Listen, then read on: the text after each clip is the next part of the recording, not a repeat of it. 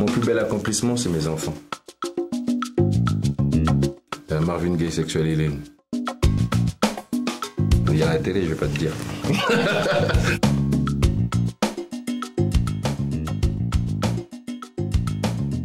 Je fais partie de cette génération où nos parents avaient les moyens en Afrique. En fait, je pense que j'avais une très très belle vie en Afrique. Ma mère était prof, mon père était dans le corps médical. Je me rappelle, quand tu as une bonne situation en Afrique, chauffeur, boy, maison, la famille autour, beaucoup d'oncles, de tantes, beaucoup de gens autour, donc que de très très bons souvenirs. Je pense que le fait de grandir en France et d'avoir cette base africaine, ça te permet d'avoir une double vision. Et avoir deux visions, ça vaut toujours mieux que d'en avoir une. Sarcelles, il y a toujours eu des légendes de fight, de bagarres, de rue avec mes potes très rapidement.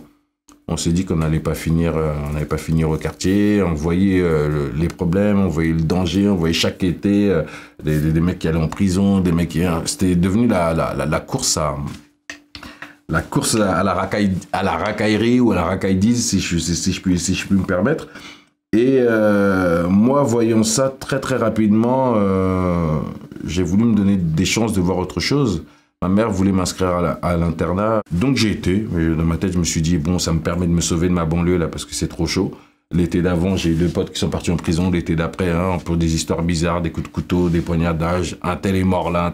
C'était Sarcelles, donc je me suis sauvé un peu parce que je me suis dit qu'il fallait quand même que je fasse quelque chose de mon cerveau. Je pouvais pas rester là.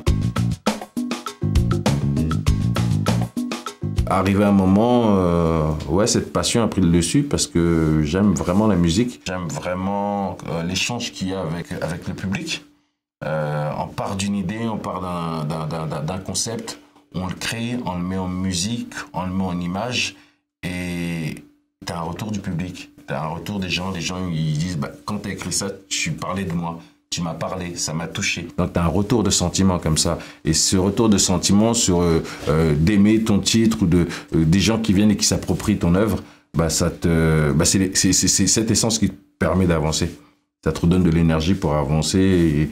Et voilà, tu fais du bien aux gens. Je pense que même les politiques aiment bien se mettre à côté des artistes parce que nous, on ne demande pas aux gens de voter.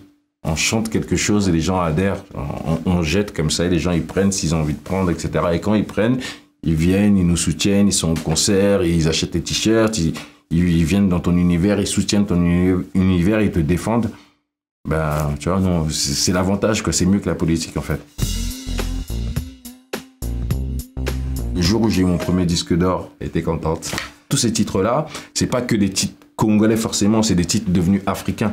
C'est des titres qui partent peut-être du Congo, mais que tu vas au Sénégal, on connaît, tu vas en Côte d'Ivoire, on connaît, il y a des classiques comme ça. C'est des titres avec lesquels ma mère, mes tantes ont grandi. Donc de les reprendre, de faire du bisso, d'abisso dessus, ils sont devenus fous. On a fait danser nos mamans là-dessus.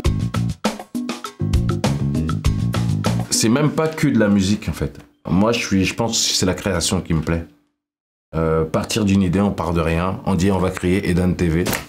Et puis après on se bat, on va chercher les moyens, on va chercher les... Moi j'adore ça, partir de rien comme ça et de créer un univers. Donc je le fais en musique, je le fais en image, mais voilà, en projet, en plan, j'adore ça. Après que deux fois ça marche pas. Mais au moins ma fierté, c'est qu'on a concrétisé une idée qu'il y avait dans nos têtes, tout seul ou en équipe. Ça j'adore. C'est ce qu'on a fait avec Secteur A. Secteur A, on est la première structure, une des premières structures de jeunes de quartier issus de l'immigration. Une des premières sociétés. On a vu que le rap arrivait.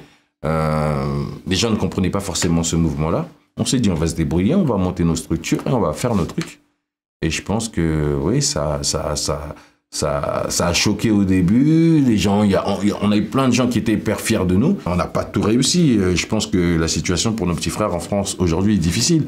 Mais au niveau du rêve, au niveau de la construction, au niveau de sortir de nos quartiers, au niveau de dire qu'on existe positivement, en créant des choses, en ramenant des sous, du business, en créant... Voilà, je pense que on a commencé quelque chose et ouais, ça se suit de plus en plus. Je suis Edan.